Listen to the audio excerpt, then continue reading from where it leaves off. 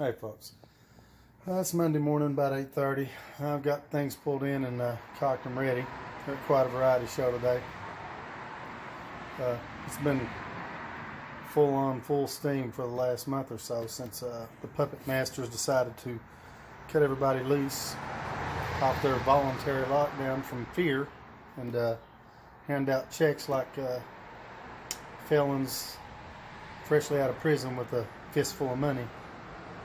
Not that you are. This is nothing like that. We go from straight on worldwide pandemic scare, stay in your house, to full-on riots and protest. What an experiment, huh? So we're just going to take you along on this and that. Other than the phone calls and the, speaking of phone, here we go. Phone calls and the random walk-ins. I'll take you along in little bits and pieces of each thing we do. We'll get back with you. Where thousands of people gathered in groups at a time, and most of them not wearing masks from what I've seen. I don't lay on Facebook and watch that brainwash, I would say fascist book, but they may not let me use my video. And the news. And you gotta watch. It's all just smoke and mirrors, a bunch of bullshit. I haven't missed a beat. I've been busy. I haven't missed a day's work. Of course, I was one of the essential businesses. Lucky for me, huh? I wouldn't want to be sitting at the house. Some businesses won't get to open back up. I feel sorry for those, especially the ones who freshly opened up. There's a lot of compensation checks out there. They're throwing money around like it's free. Well, I got a bad feeling. Well, I pretty much know in the near future you will be paying that back in spades with interest, triple, worse than credit card. So all those free checks that came out and all the extra money, in addition, like unemployment plus, more than you made before you worked. I don't understand, but it's none of my business other than, the fact that we will have to pay this stuff back. With the cost of living is where it's going to come in at. Gas prices, food, everything. But this isn't a political video. This is just keep my opinions to myself. I think it's a bunch of, like I say, the puppet masters did their thing, and this is a nice experiment. So roll with it and watch what you soak in and just keep rolling. That's all I do. This Tahoe is one of our projects for today. It's 2002. I've been fussing with the orifice tube. Thought it was going to be stuck in there. Looks pretty clean. It gets an air conditioner compressor kit. So we're going to do compressor, dryer, and the orifice. This is a service job, oil change, rotate, check the brakes, all that. That is an air conditioner problem. It's been to another shop. They told him it's electrical, so I don't know. I hope he's dropping it off. I'll have to work on it while they wait. If not, this is these other vehicles are dropped off, but I still gotta work on them as if they're here because I like to get them done. My AC diagnostics from down the road. It didn't have enough refrigerant to kick the compressor, so I shot shop air to it and it came on. So we're going to have to start out with a recharge and open this can of worms and see what he's got afterwards. Here's a random. We got our compressor parts in for this Tahoe. The dryer apparently is right. There was a couple options on this and I had to make sure the orifice is I wanted to know if it's black 13 millimeter. That came from down the street. It's been down the street, and first thing I found is it's got a low refrigerant charge. I shot some pressure to it, and it engaged. So I informed the customer we're going to have to recharge it and see what the readings are and see what he's got, because I'm starting from scratch here. These two gentlemen, they're standing on the other side where they can't see me. That's a random. They've had that about a week. The AC doesn't work. compressor isn't locked up. I've checked a few basics on it, shot some shop air to it, and I don't hear any leaks in it. And the one spot they saw on it that'd been dented on the condenser doesn't have a it doesn't seem to be leaking with air in it, so we're gonna have to charge it up and open that can of worms. That's about all we can do. So let's juggle around this toboggle today and see if we can get it all done. Well, I got this one charged up. He ended up having pretty much static pressure readings on it. Besides that, his main lines, you can see there, you see refrigerant oil has came out. So he's got quite the double whammy. I won't break the black light out. Looks like an AC hose under here. Main manifold set that goes to the compressor is leaking, so I'd have to get a price together on all that. I don't know, I expect you to spend, I'm not even going to say as far as a guess. The big white van that was in here held 4.5 pounds of refrigerant. Got done with him, he had a nice cold AC, compressor's quiet. Passed the vacuum leak test with the machine, which I have not a lot of faith in that at all whatsoever, but they left her happy and it worked. So that one's done. I'm gonna try to get around and take care of one or the other of these. Try to keep moving. It's time to go up front and give this old gentleman the bad news. He does have a problem, but he's got more than one. You see that? Oh, that was spewing it out of a hose. There's your black light action with the dye. Now it's 10 o'clock. We're going to get back to work here. I've got the Ford Freestar out of here. He's not really looking forward to spending $1,000, $1,200, whatever it's going to cost. We had a dead compressor on the AC line leaking. He said he gave $1,100 for the vehicle 2 years ago. He had it down the street here. I'm not going to say names. They looked at it, had a compressor ready, left it 2 or 3 days, and then they backed out and said they think it's electrical. Well, left a puddle of the oil, as you've seen, in the floor. So besides that, compressor's catastrophic failure.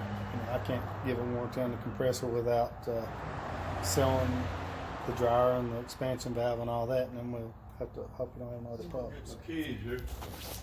First thing I do on these cartridge filters when they're on top is take them loose so it'll drain down what's in the hole on down into the oil pan. Then we'll change the filter and the O-ring. Always ready with that. And a fresh filter. And we'll get it up in there and drain the oil and rotate the tires and check the brakes and do the rest of the stuff. And over there, that guy said he has a couple days on it, but I'll get him done today. I'll just, since it's no rush and this really isn't either, I just want to get it done and keep on with the schedule. Just taking you through a typical day. Okay, while the oil's drip draining, got the tires rotated. They wanted to check the brakes. Front ones look new. Stuff to air up the rears. These were feathering out a little bit when I rotated them. I swapped sides with them. Maybe that'll smooth out the cupped out places, but not likely. And as you can see, the brake pad material is getting fairly thin back here. That would have been an iffy one, but this one is ready for brakes.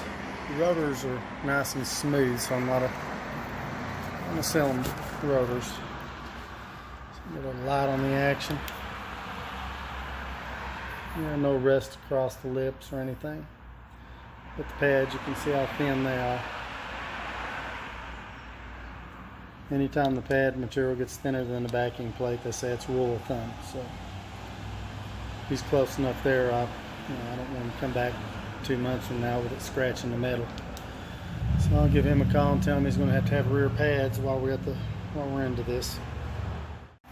I never mentioned the 5 phone calls I've had in between all this either. I'm not going to start you recording with that because it'd tire you out. Now we got our stuff I've cleaned and lubed. The new hardware's on there, the guides anyway. Here's a difference in our pads. If we can get a focus on it. Anyway, we're right down next to the squeakies. See the difference in them anyway.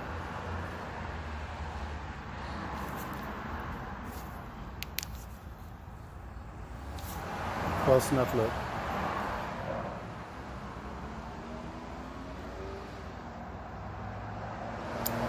Those won't be long to hit in the middle. Let's continue. Now our 2015 Jeep Wrangler has got nice fresh brakes. Everything's cleaned and lubed, ready to go. You can see the difference in thickness of the pad. I've had really good luck out of these CarQuest premiums, platinums, I'm sorry. But that's why I hate to deviate away from them. They're a little more pricey, but you know, trouble-free and plenty of miles.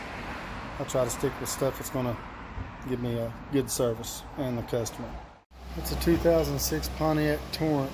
He was freezing up at the evaporator back there, doing an evacuate and recharge. That's another random. We got the expansion valve in there. In this tube here, it was wanting to be a pisser coming out. I ain't going back. Got his new accumulator on there, wrapped up with his foil. Here's his old one.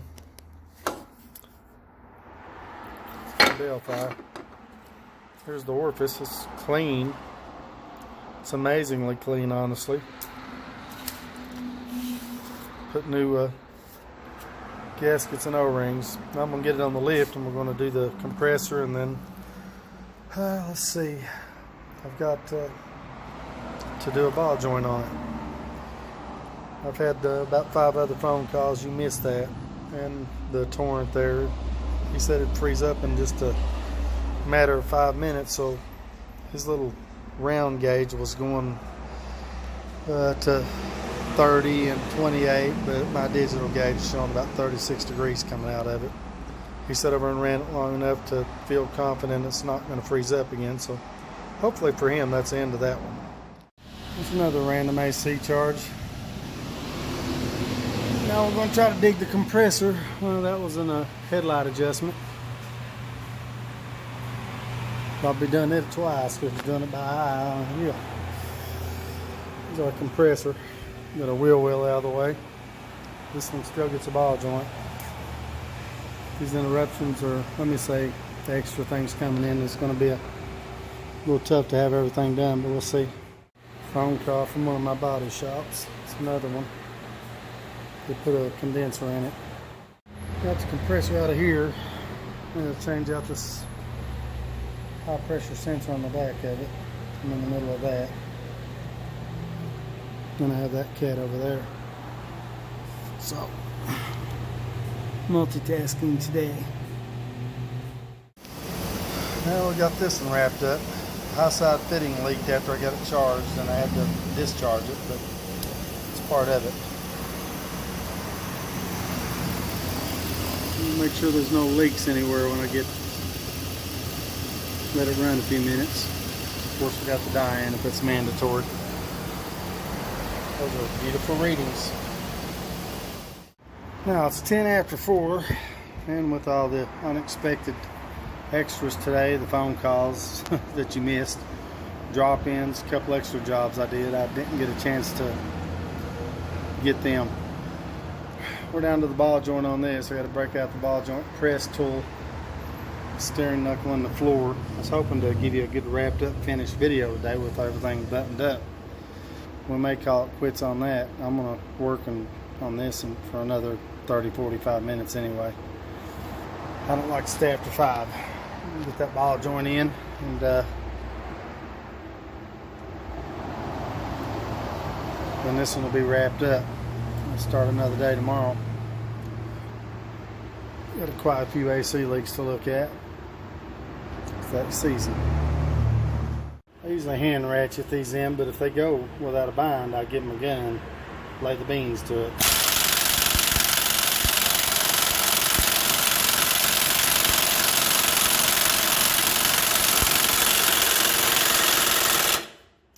Nice having those 1 to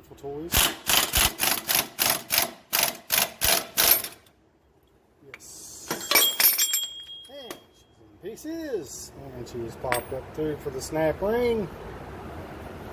Put a grease fitting on it. See what time it is. We're doing pretty good. If I can go uninterrupted, it's amazing what we can get done in a day.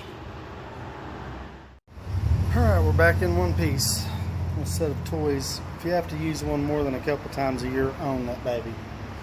Parts House has got loaners, but they usually warped all the pieces where people gun them to death. Get a fresh ball joint in.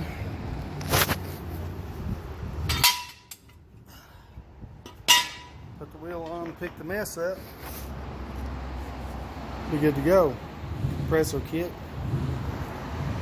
It's a tiring day, and you missed some more phone calls since the last time I spoke. Anyhow, okay, I got this one on the floor ready to rock. It's end of the day now. That's just one of the jobs throughout the day. And you don't get to see all the in-betweens, the extra unexpected phone calls and the unexpected AC jobs I did, but we got ice cold air on this one and the lower ball joint done. It's never a good idea to put the cheap stuff on the ball joints, you know. These kits done me good so far, so I use them as much as I can. And here comes another one. It's almost 5 o'clock. They're picking one up. It's that Jeep I serviced this morning. That wraps this one up for the day. At least it's not going to be waiting on me tomorrow. Well, it's almost time to go home. Today you got a little taste of what kind of goes on through the day. You didn't get to see everything, phone calls, the in particulars on each job, you know, like we normally walk through one job, or otherwise we'd still be stuck on the morning schedule. The snags, you know, I'm not sure what I recorded throughout the day. I'll try to put these clips together where I'm not repeating myself and everything makes sense. But a lot of phone calls, a lot of walk-ins, and a lot of having to turn people down. Some of them want something tomorrow and just can't have it. I suspect everything in town is covered up until who knows when. This is I do about all I can get in one day, and I try to make sure everybody gets their stuff back as promised. It's kind of tough sometimes because there's quite a bit goes on throughout the day, especially with the unexpected calls and walk-ins and conversations. You know, there's things I can't pull this out and start recording to show you every tidbit of it. But if you watch this far, I hope you found it interesting and interesting, however the hell it's said. You know, I'm still wondering. Somebody correct me. Leave it in the comments. Interesting, however it goes. But I'm done for the day.